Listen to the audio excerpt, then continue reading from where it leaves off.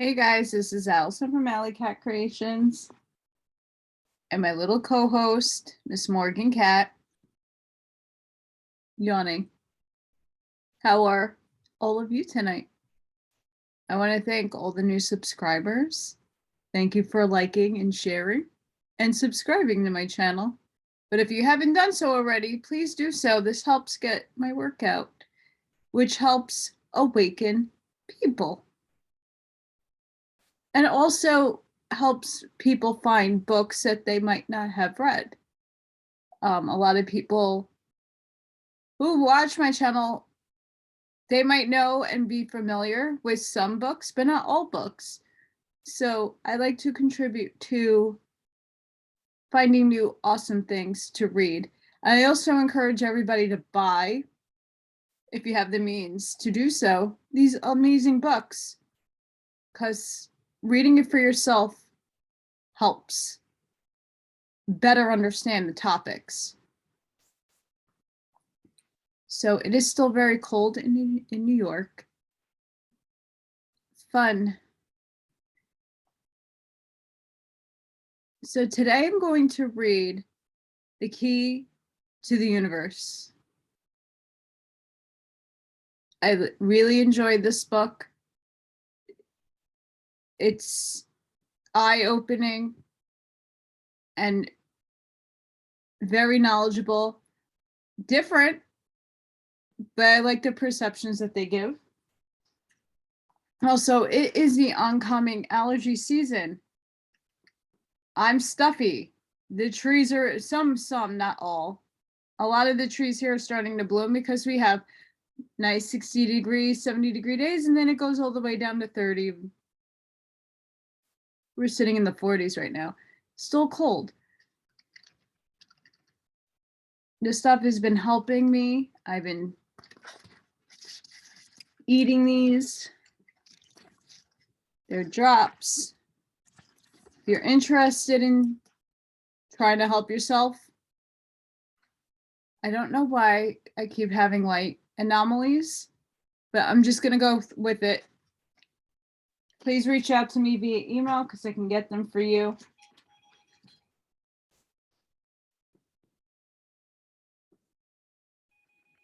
All right, that's the computer.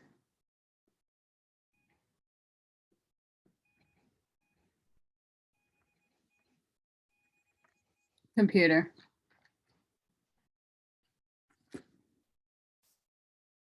Fun times.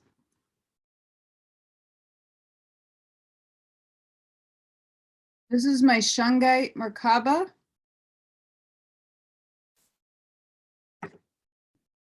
And this is my copper Merkaba. I'm just going to place that on the laptop, and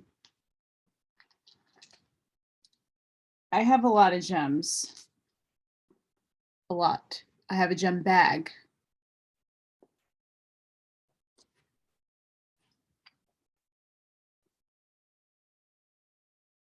I'm just going to put these safely on the computer, just in case. I don't know if you guys ever follow me on social media, but I captured an anomaly on one of them, and yeah, that was fun. It doesn't bother me because it's mostly all good, and I burn sage just in case. But yeah, we're gonna get started.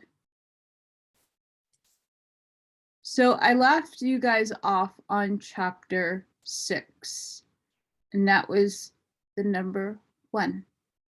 Now we're going to chapter 7, the first letter, Aleph, the Hebrew alphabet. Quote, all Hebrew letters contain a number, a hieroglyphic, a symbol, and a place. To know these in their relation to each other and to numbers is to hold in the hands the chart that will guide us unerringly across the ocean of ignorance into the 32 paths of wisdom. Numbers and letters, peak 79. Quote, from the spirit he pronounced air and found in it 22 sounds. The letters. 3 are mothers, 7 are double, 12 are simple, but the spirit is first and above these. Sephir, Yet and Zara, 10.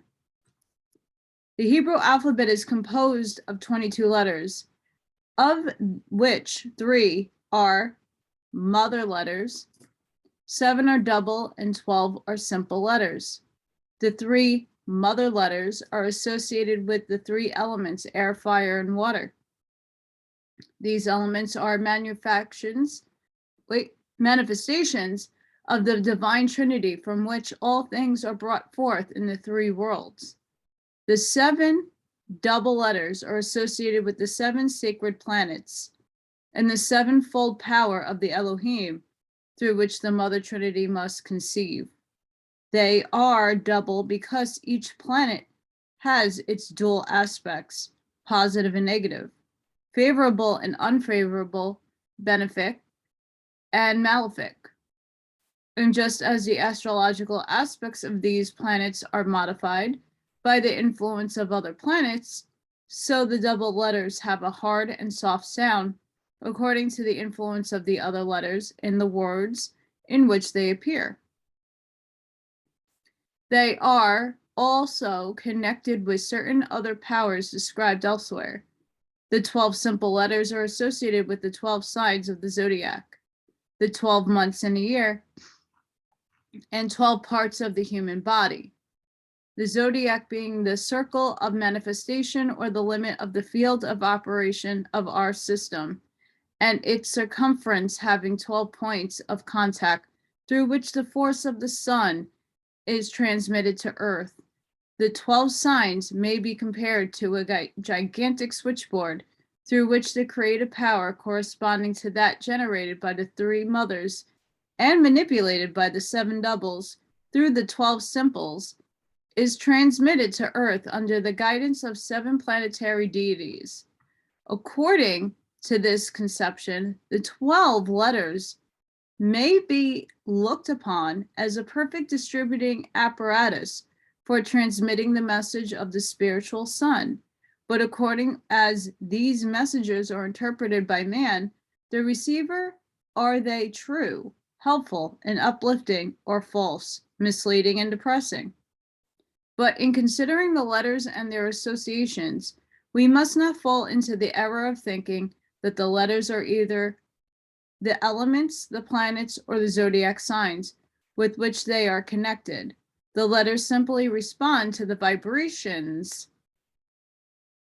from those forces to which they are related and which they symbolize. Nevertheless, the letters, either written or spoken, awaken certain potencies and are avenues through which certain cosmic forces operate in the world's manifestation. The first letter of the Hebrew alphabet is Aleph, corresponding to our letter A, and its numerical value is 1. Like number 1, it expresses the out-breathing of the divine, or as the Kabbalah expresses it, soft breathing. Aleph is the first of the mother letters out of which all the others are produced. Also, out of soft breathing are the sounds expressed by the 22 letters produced. Quote, but there, the Druids' name for A, which is in itself names a mountain, is Alim, saying mountain parent. The same letter is the whole name of the psalm called Palm, or the A. This one letter also names the Celtic man and makes our world first. Aleph symbolizes the breath of life as manifested in man, for God, quote, breathed into his nostrils the breath of life, and man became a living soul, end quote. Just as the primitive streak in the embryo forms the spinal column and makes the upright man, so must the force whose center lies within the spinal column be awakened, developed, and blended man can grasp his rod of power and become the Christ man. The physical agent through which this development is accomplished is the breath, properly developed, directed, and controlled. According to Aleph Levi, I'll get his name right. Quote, Aleph indicates the balance of universal equilibrium, the division of the day and the night, and the reign of the sun, and that of the moon, an approaching struggle between Cain and Abel. It is related to the angel of Mercury, represented in the tarot by the Juggler. End quote. The astrological symbol corresponding to Aleph is the ox, the sign Taurus in the zodiac. Some claim to find a satisfactory explanation of the origin of this letter in the head of the ox, his horns forming an inverted A, the top of his head supplying the crossbar, thus the upside down A. But this reversed the symbol.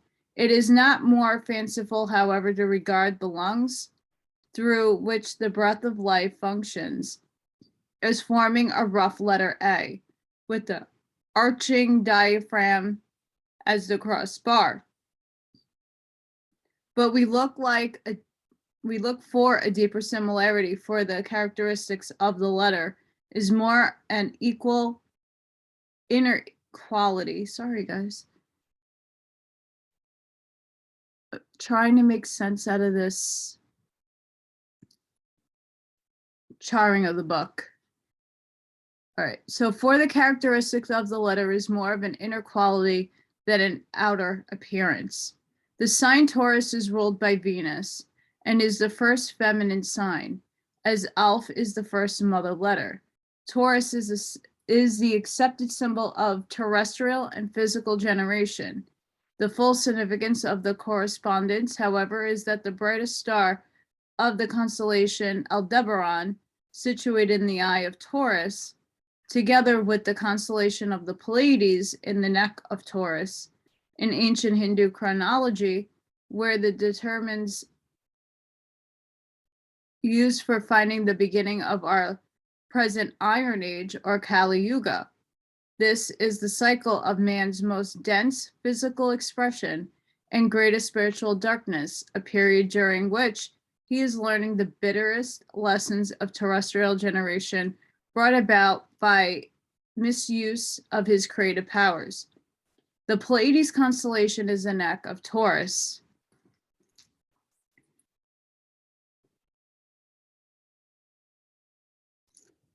I just happen to be wearing my Pleiades shirt.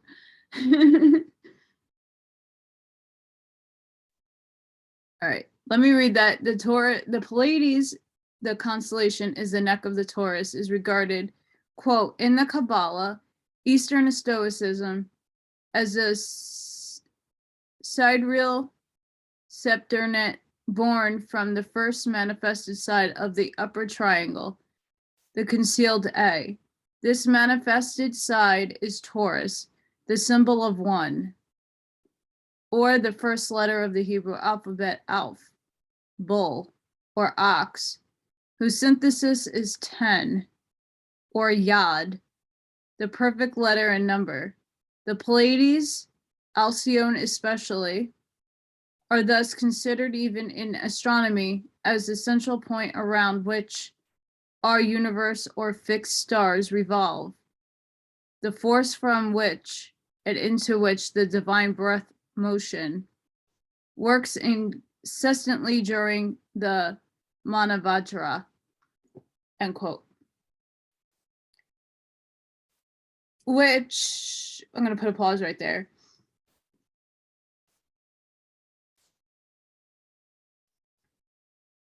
Which means that in some books and in some theories, we're all, as a universe, as our little Milky Way, Nataru, is moving throughout the cosmos, because there's expansion, contraction, expansion, contraction, expansion, contraction, expansion, and contraction.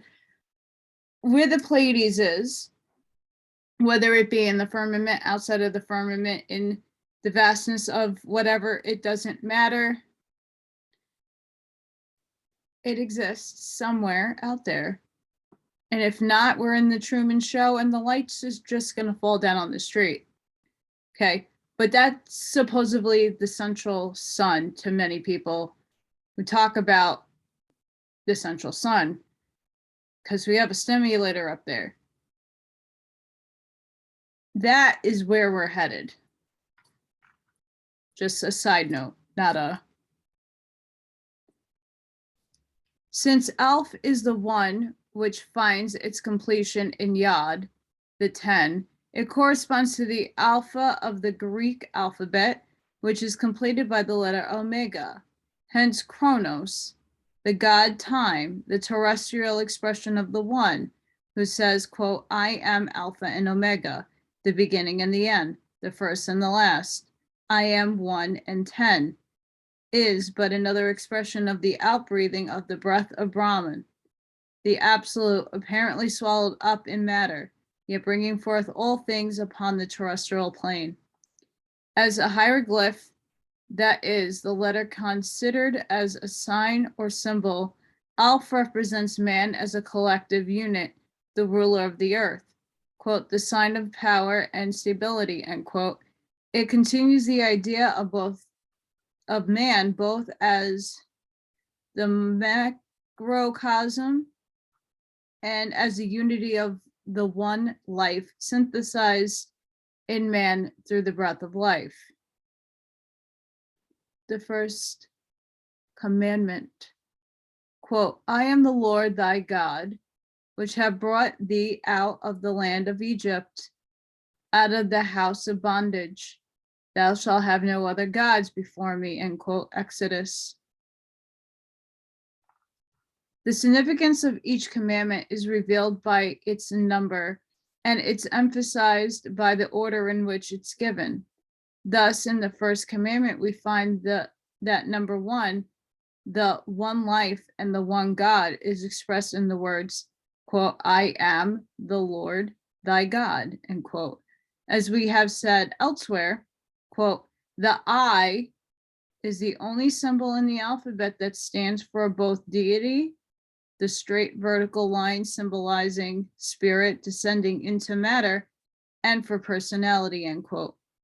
It represents the divine light sent down into the darkness of chaos, the straight and narrow path by which alone the pilgrim can emerge from the land of Egypt, or the state of spiritual darkness, wherein he is in bondage to King Desire. The capitalized I am is also the Father Force, the quickening ray, by whose illumination the bonds of ignorance are broken and the soul is led into the promised land of spiritual consciousness. Therefore, we may read the first commandment thus, I, or number 1, am the law, Lord, of thy godhood, which hath brought thee cosmically the chaos of unredeemed substances and forces left over from a previous period of manifestation. Individually, the soul that is responding to the divine light and treading the straight and narrow path out of the darkness of inertia and resistance to the divine. And I will ultimately lead thee out of the house of flesh and the bondage of limitation into the fullness of spiritual consciousness. Since 1 is the first of the series of numerals, and the one God is the first manifestation of the divine, we can have nothing before him. Every God which man creates and tries to place before the one God must be swallowed up in the circle of the chaos, which must be redeemed in the next great day period of evolution. For nothing but circle, not, can stand before the one.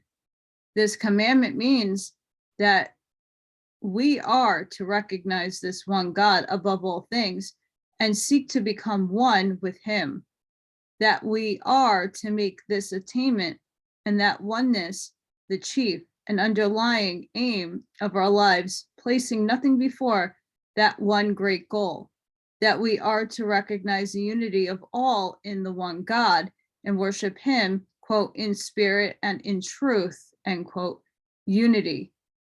Quote, it is not what your hands are doing, but what your heart is worshiping that determines your growth. If you make business or household cares your God, you will of necessity retard your more rapid spiritual advancement.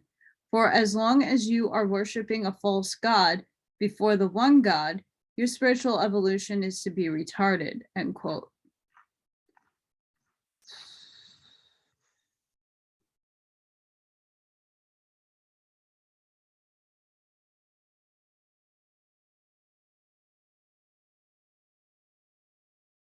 Oh, yeah. Chapter 8. The first tarot, the Juggler.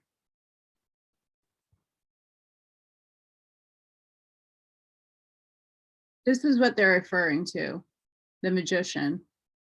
I don't know why it's the Juggler.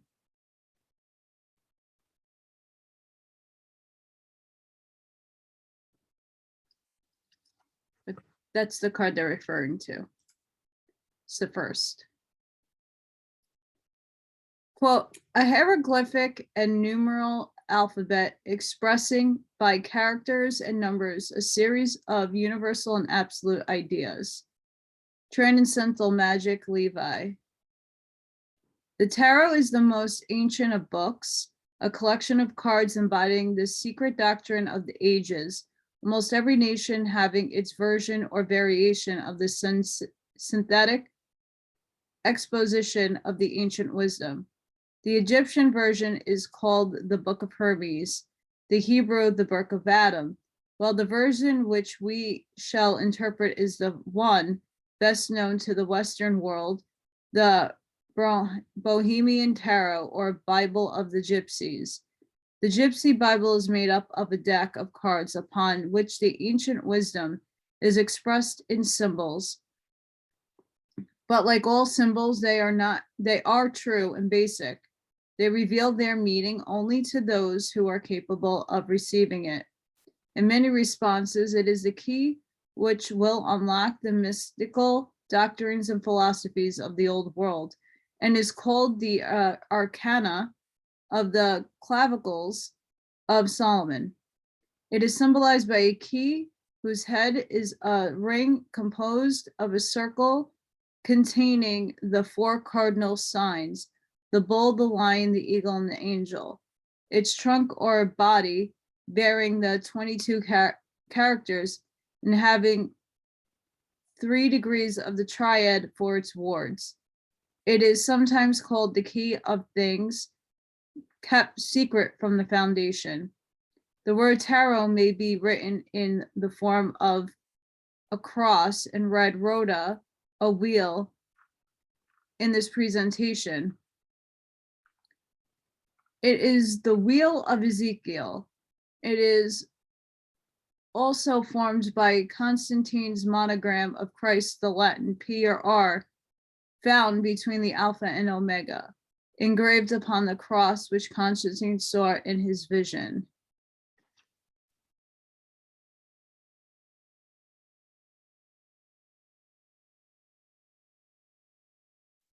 Not in this version of the card that I have. The first card of the tarot, corresponding to the letter A, is called the Juggler. Occupying the central position in the picture stands a young man with a rude wooden table in front of him, upon which are 3 of the symbols which distinguish the 4 suits of tarot cards: cup, sword, pentacles, while the 4th, the scepter, is in his left hand, corresponding to and derived from these symbols, the signs denoting the suits of the modern playing cards are respectively hearts, spades, diamonds, and clubs. On his hand is a hat which forms the symbol of life and evolution. Infinity.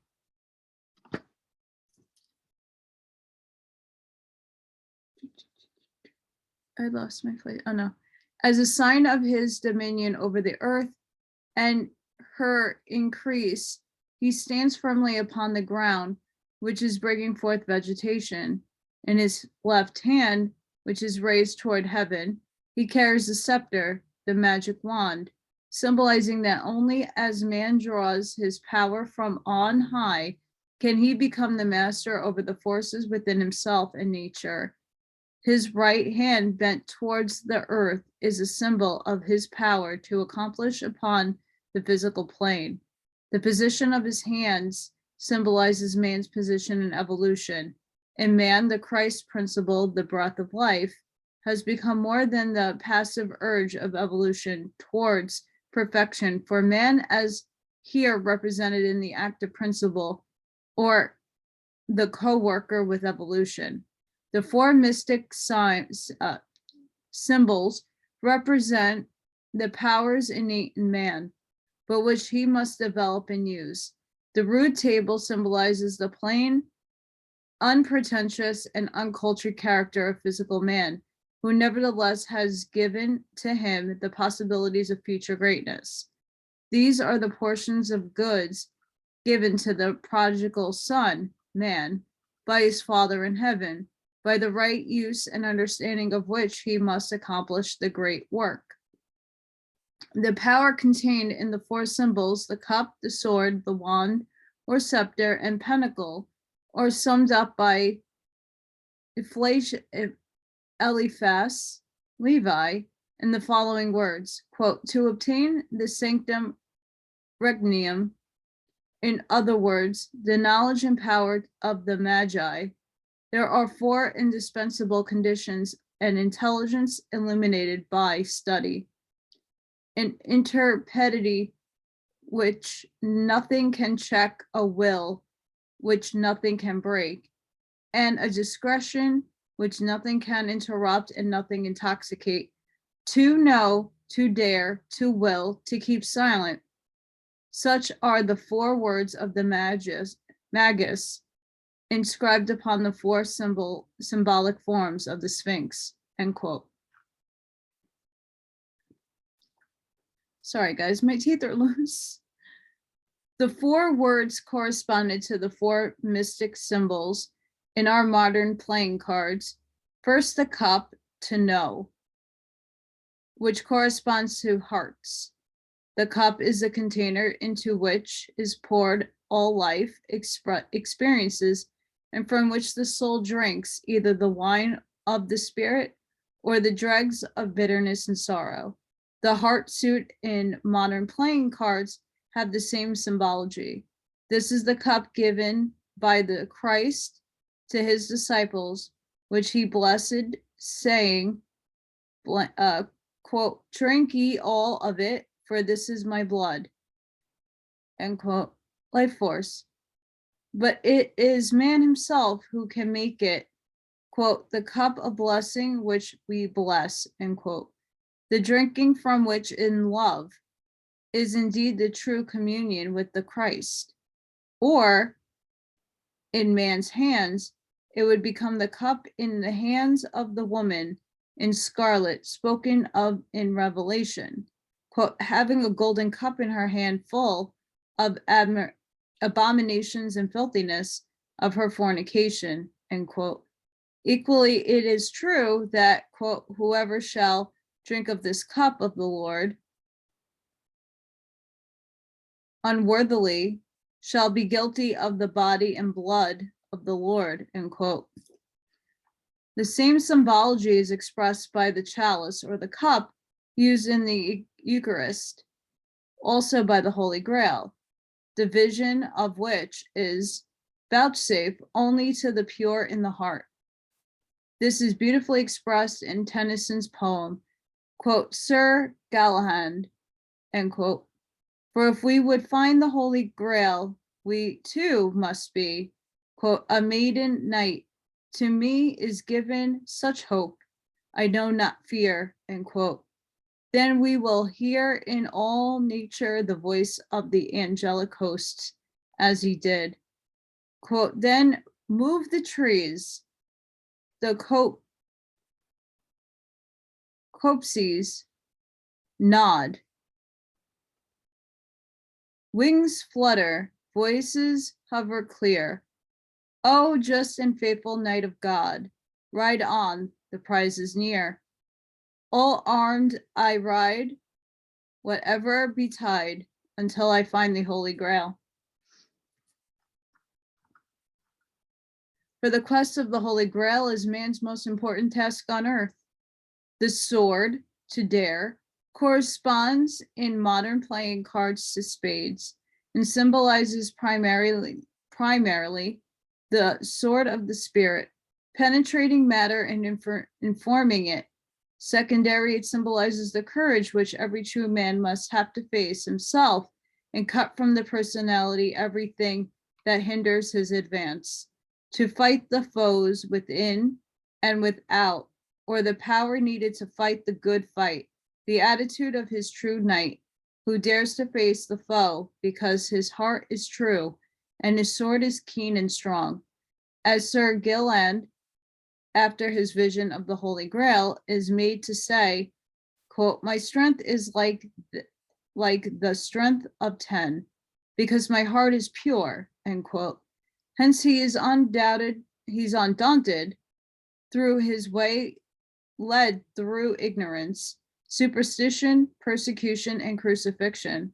The sword is also the cross on which the Christ is crucified until he has vanquished his last enemy, death.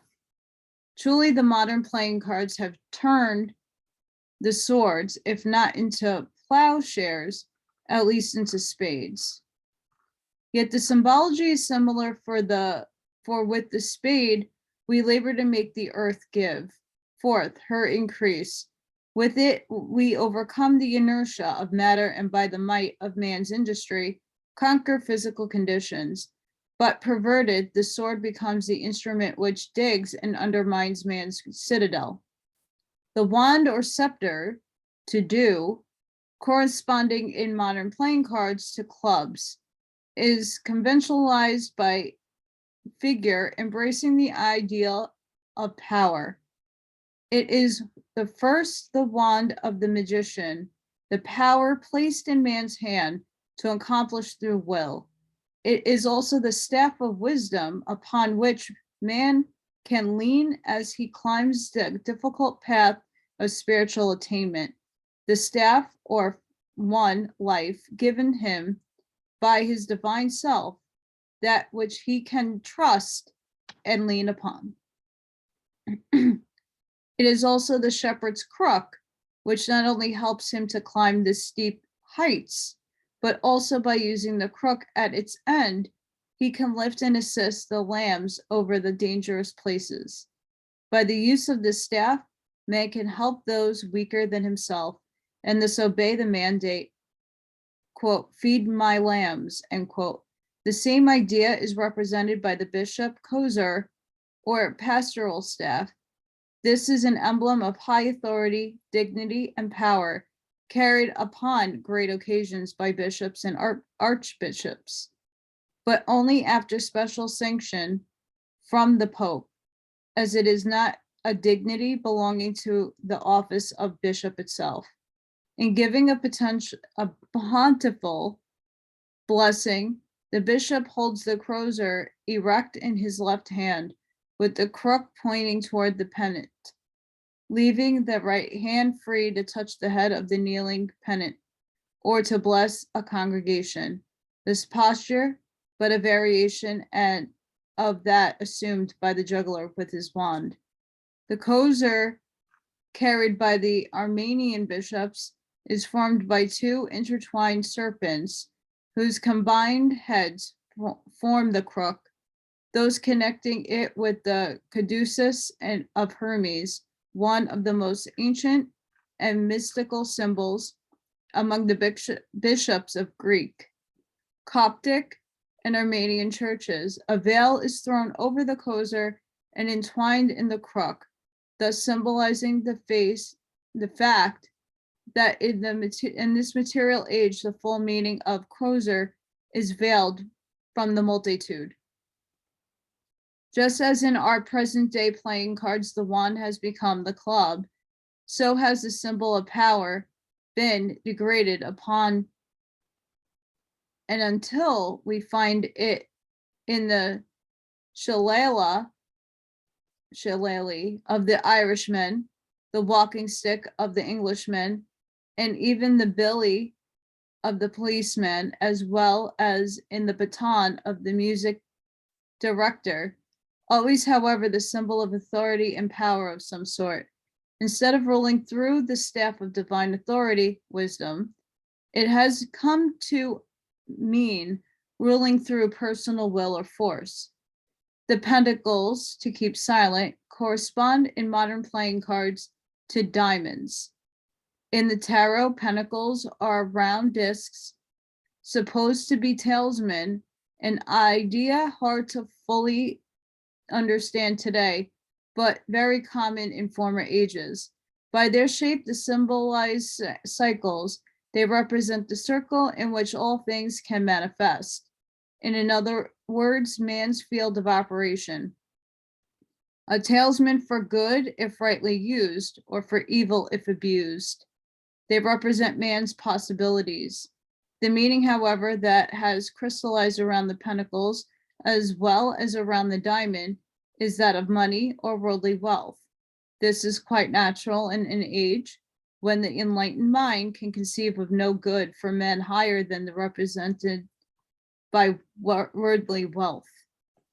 The pentacles also represent, in a religious sense, the host or the bread, which is given by the Christ to his disciples when he says, quote, "Take, eat, this is my body, which is given for you," end quote. Hence, they represent man's field of operation, which he must build up the Christ or spiritual body in himself and in humanity. This growth can only take place in the silent communion within the sanctuary of his own heart, or the closest in which, when ye have entered in and shut the door, quote, "The Father which seeth in secret shall reward thee openly," end quote. The juggler symbolizes man with two principles, active and passive, positive and negative. This is represented by the position of the juggler's hand, symbolizing man's power to stand in the midst of his creations, and by the power of his will, represented by the magic wand, find his balance. Through man's power to accomplish with one hand, he reaches up to God, with the other he reaches down to earth and makes her forces subservient to him. Hence, the meaning of this card is God, man of the universe.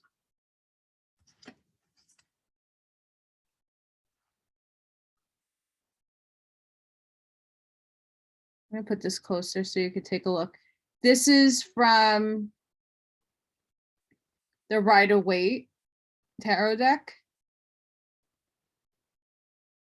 So you have the pentacle, the sword, the cup, and the wand. But that's what it looks like. Cool, right?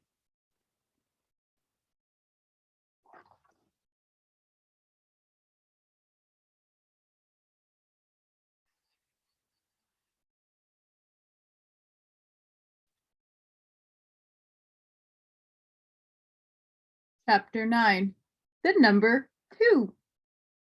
Quote, "How is number 2 to be found? By reflection of itself. For though 0 be incapable of definition, 1 is definable, and the effect of a definition is to form an idolum, duplicate or image of the thing defined. Thus then we obtain a dulled composed of 1 and its reflection. Now also we have the commencement of a vibration established, for the number 1 vibrates alternatively from changelessness to definition and back to changelessness again. The Kabbalah Unveiled, Mathers 23.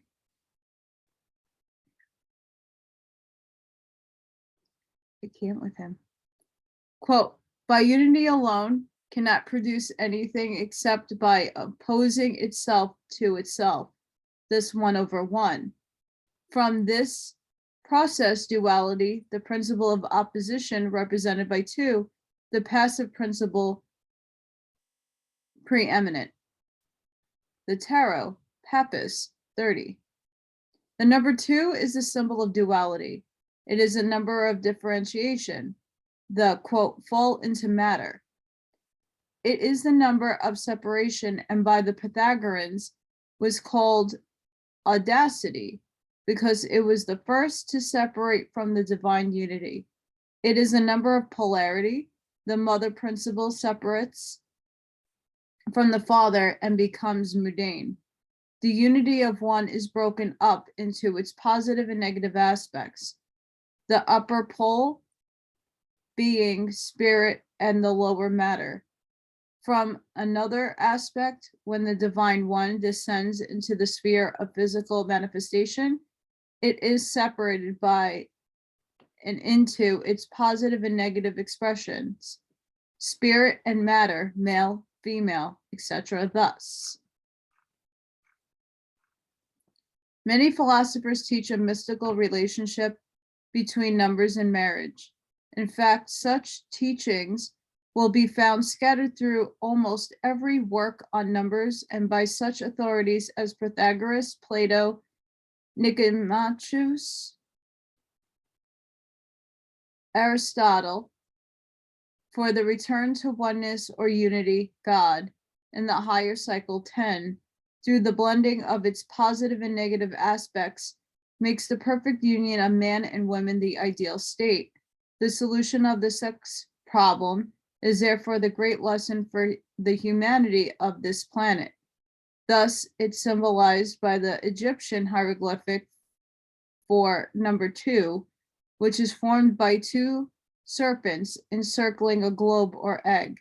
Another symbol is a tree with a serpent entwined around it, or wisdom planted in the earth entwined by the spirit, or the spiritual evolution of the soul through following the one God. Number 2 is therefore the number of contrasts and the quote pairs of opposites, end quote, good and evil, truth and error, day and night, heat and cold, health and sickness, pleasure and pain, joy and sorrow, male and female, etc. And because of this, it is called by the beginning of evil. In nature, the first differentiation of the upright sprout, the 1, is the 2 leaves which appear simultaneous when it emerges above the ground. In fact, all manifestations on the physical plane fall under this law of duality, for it is an inexorable law of physical manifestation. Quote, the ancient form name of Gemini is 2, I forms joined as 1, which is in numerals means 2, or twin, or Tulin, or deity, 2, Fire Island, and has the meaning as all words for 2. According to the Kabbalah, number 2 is the second Sitharoth, called Shikoma, wisdom, and it's produced by number 1, casting its reflection into the sphere of manifestation, thus agreeing with our statement that all manifestations on the physical plane are necessarily dual. As symbolized the first Adam, so 2 symbolizes Adam and Eve, man and woman, sex or the masculine and feminine aspects of the great creative force manifesting in human form. For form can result only from the interaction of the positive and negative poles. Thus, we have a mathematical basis for our statement that after the separation of sexes, each of the two rays maintains its sex polarity throughout all its incarnations. This is also the geometrical basis for our teaching, that as long as humanity manifests in masculine and feminine bodies, the highest ideal and the nearest approach to unity which the sexes can attain is the perfect blending of the two in a true marriage of the soul, not mere union of the sexes. This soul marriage truly is, quote, made in heaven, end quote, or in the realms of the spirit, and can be brought about only by pure love. By earth, such a divine marriage can be consummated on all planes and must be confirmed on earth according to the legal requirements of the country in which the one so united dwell. For marriage is far more than merely a covenant and convention of personal arrangement between the man and woman concerned. It is the foundation not only of society and all human relations, but of the higher spiritual life as well. Hence, no couple is truly married who do not in some measure recognize in the solemnization of their physical union that they are fulfilling a divine mandate, the reunion of two expressions of the one soul. Any couple looking upon marriage in this light would naturally recognize their duty to the community as well as themselves, hence would gladly comply with the laws of the community of which they were a part. The laws of country neither make nor mar the true soul marriage. Yet obedience to the laws of the country, which protects their marriage rights, is the way to fulfill their obligations to the country. Since to, quote, do the duty that lies nearest, end quote, is the surest way to freedom. To deny or refuse to fulfill marital duties when brought to us by the great law is to close a most important avenue to higher attainment. In other words, the perfect family life is the man's highest state of existence while manifesting on the physical plane in separate sexes, and he will not transcend that state until he has thoroughly learned all its lessons.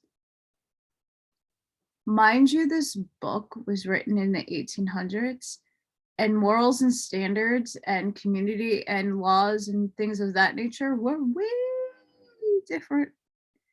So just put that in the back of your head when I'm reading this, that, yeah,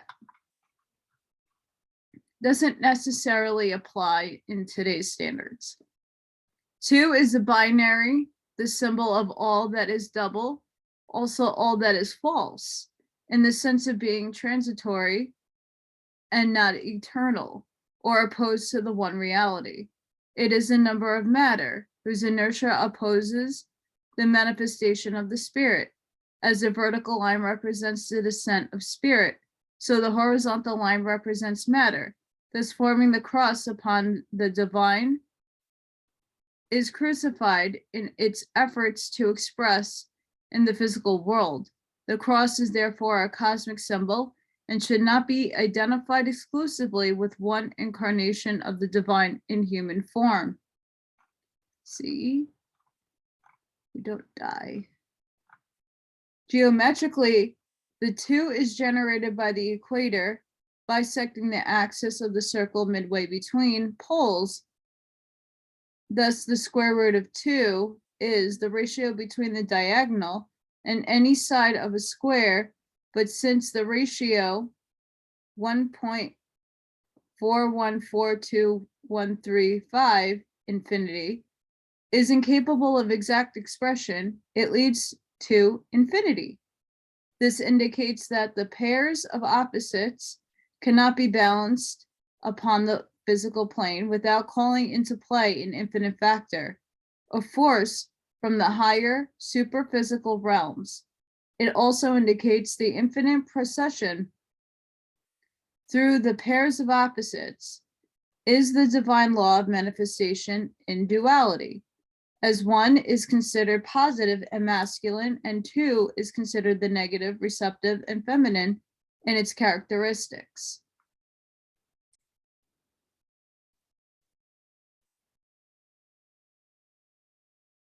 Two manifests in all realms of nature through the pairs of opposites.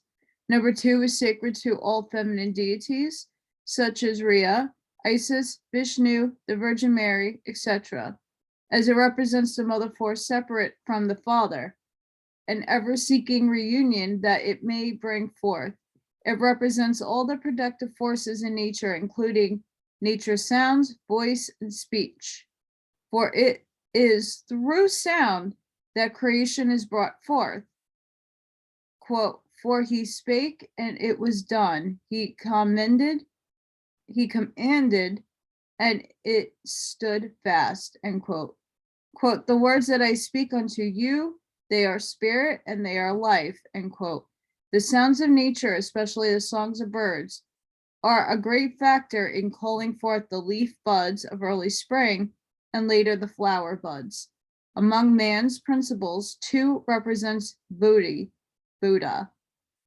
When you contemplate the figure 2, let it remind you that while matter, through its inertia, opposes spirit, still it is necessary to enable spirit to express on all planes by harmonizing the pairs of opposites as they express in matter, and by learning the lessons they can teach you, will be progressing toward the infinite balance of the heaven world, will be spiritualizing matter and making possible the manifestation of the infinite and divine on earth.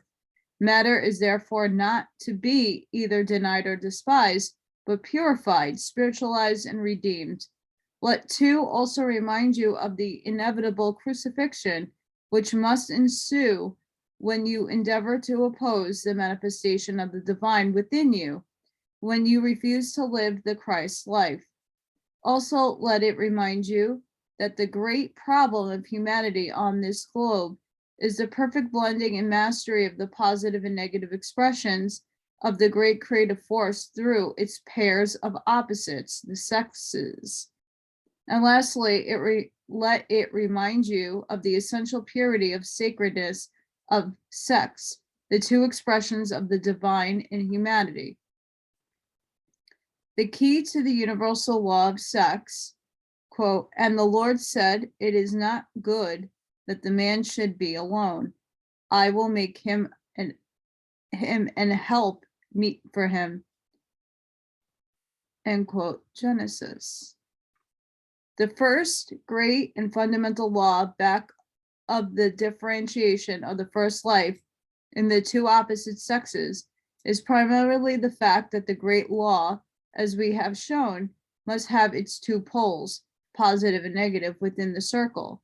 These 2 expressions are forever blended into each other, or the serpent is forever swallowing its tail. The life force goes round and round, making a great egg, in which both currents are unmanifested and latent. If we consider the egg as a symbol, we see that the moment the egg is laid or expressed on the physical plane and these 2 poles begin to manifest, the result is an individualized living entity. And when we follow the symbol into higher realms, we see that within the unmanifested egg or circle, the first life is both father and mother. Hence, since to manifest on earth, the 2 poles must be separated, they are expressed below as masculine and feminine, both born of the first life, both a part of the one circle, which is able to experience and manifest only when separated into masculine and feminine. We have seen that within the circle, the forces from the 2 poles are forever following round and round, but undifferentiated, therefore unable to express on the physical plane, because they are circle, not. Yet on earth, in the separated sexes, they must find the same divine union, must blend and interchange the life forces as perfectly and harmoniously in the 2 separated sexes as they did in the circle. that is, do the will of God on earth as they did, and as they still are doing in heaven. For every man or woman is a separated expression from one pole of an unmanifested divine circle, in which the two forces are forever circling around and around, with their opposites in perfect harmony and bliss. Each such circle makes a radiant sun or light, each having its own place and its own work, which circles around the central sun of the universe, or around the throne of God. The man is the masculine ray or expression of on earth of the divine father force, that aspect of divine which is ever fructifying, ever creating and expressing itself in forms. It is that divine potency designated in the Apostles' Creed as, quote, God the Father Almighty, maker of heaven and earth, and all of all things visible and invisible, end quote. Hence, since man expresses this father ray, he is the positive pole and his function in life in creativeness.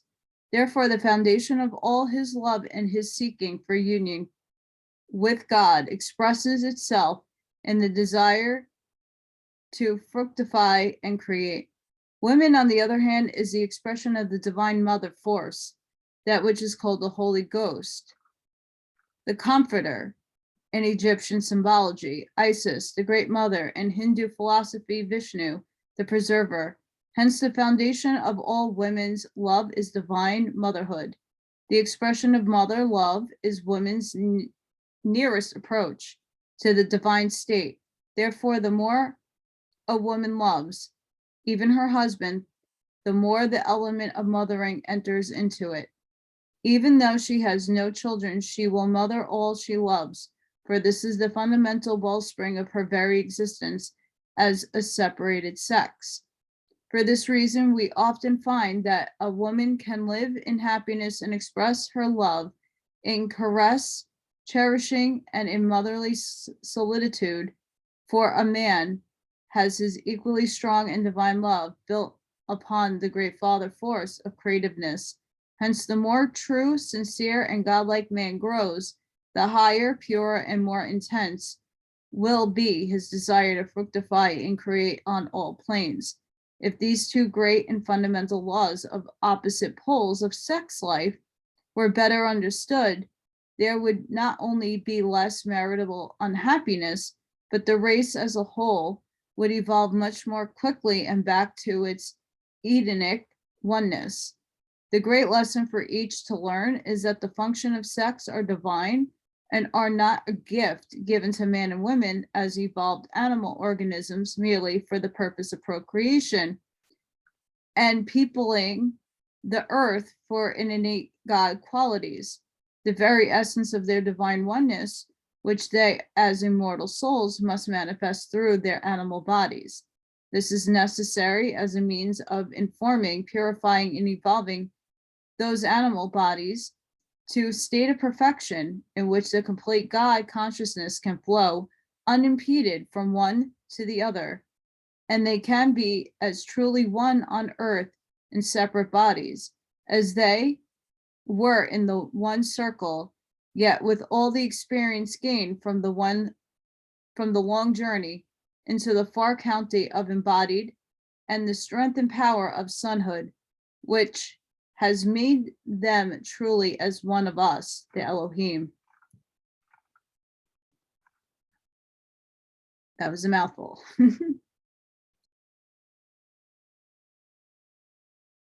So guys, I'm going to leave it there.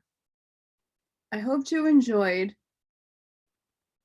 Number 2 seems wickedly wild, and we're going to go the next time into the Hebrew alphabet and the tarot, and then start on the next chapter after that. I'm trying to keep them and the videos a little less lengthy so you can absorb, because this is a really interesting information, and yet at the same time you have to understand a lot of this is written in a different time period where things are just not as equal. So you have to put that into perspective, but I mean, a lot of it is mind-blowing and very interesting. So I hope you get something out of this. I enjoyed showing my one tarot card and all my accoutrements that I have. All the tarot. I haven't gone into tarot reading. I do oracle readings. For the most part, oracle readings for me resonates higher with spirit. I get more of an answer through my like the whole all the decks that I have, and has more of in-depth meanings that I feel reaches people in an unconscious, subconscious way. Where if I pull the tarot cards, there are many interpretations, so each different deck has different interpretations. I started out reading tarot a very, very long time ago, and I need to relearn each and every one of these cards. And I'm slowly getting there.